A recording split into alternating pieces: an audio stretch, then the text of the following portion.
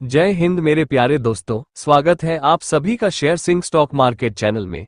NTPC limited की renewable energy शाखा NTPC green energy ने अपने बहुप्रतीक्षित 10,000 करोड़ रुपए के आईपीओ को लॉन्च करने के लिए सेबी के पास draft red herring prospectus DRHP दाखिल किया है।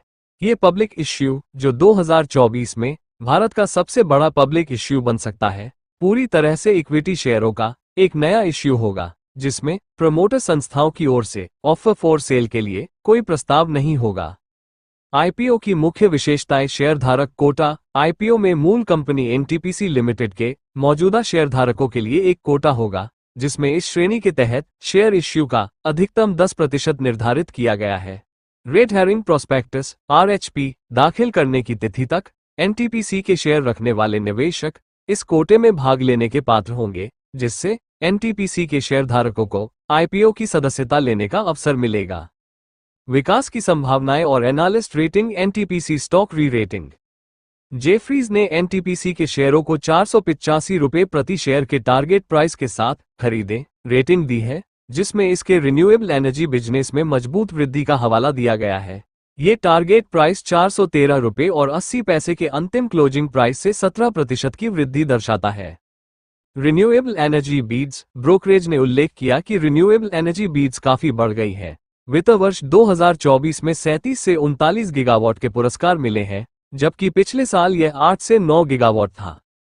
भविष्य के लक्ष्य। एनटीपीसी 2032 तक अपने 60 गीगावाट अक्षय ऊर्जा लक्ष्य को पूरा करने के लिए ट्रैक पर है, जिसमें 24 गीगावाट क्षमता पाइपलाइन पहले से ही मौजूद है।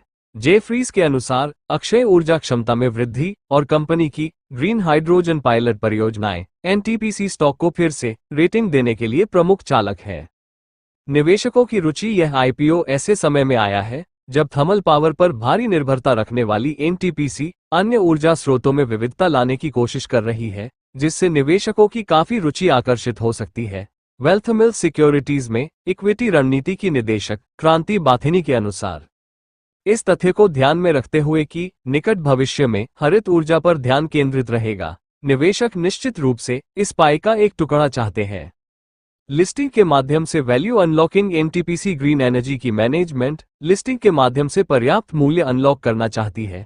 कंपनी के नेतृत्व ने पहले संकेत दिया था कि मई में पहले से तैयार एक विस्तृत योजना के बाद आईपीओ 2024 के अंत तक लॉन्च किया जाएगा।